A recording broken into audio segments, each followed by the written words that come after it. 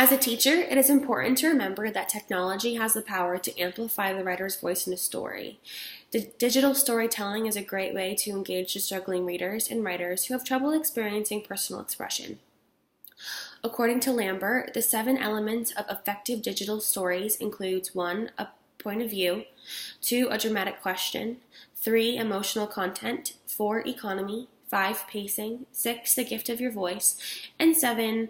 An accompanying soundtrack that Lambert can give and provide in order to kind of avoid the copyright issue.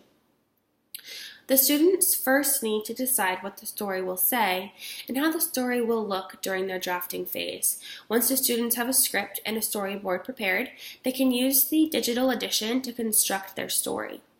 In their digital story, the students should use the first pronoun I to ensure that the students and that they are working on the power of personal expression.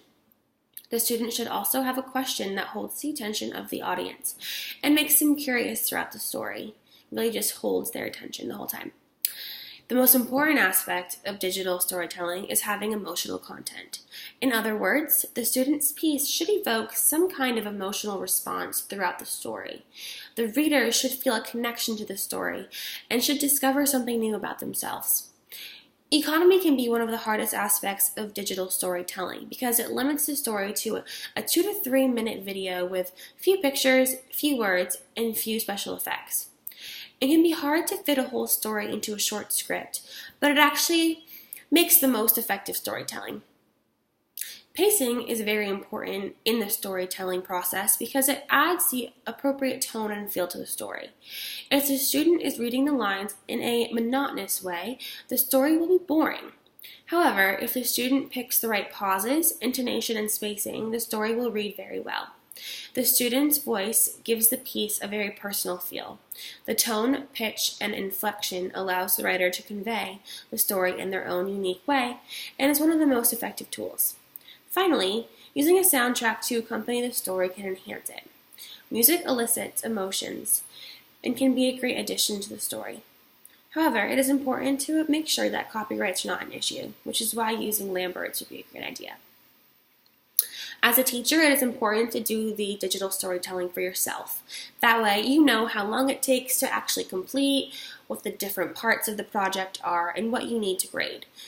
The teacher should provide the students with a mini digital story lesson to make sure that they have some practice with it before going on to the bigger assignment and really getting into it.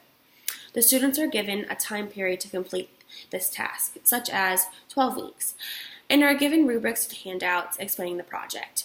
They are asked to begin by picking a topic. The teacher should give a theme for the topic just to kind of narrow down the options and make it a little bit easier and to make sure that other people aren't picking the same one. The students will then present their topic idea to the class. This will also promote some collaboration. The teacher will explain the software and will spend a full class period explaining step by step how to use it. Throughout the next 7 weeks, the students will spend different class periods working on writing their narratives. Peer editing should be used to inspire collaboration and new ideas. Students should complete their storyboards and finish up their editing. After their narratives are edited and finalized, they should upload pictures and music to their narratives.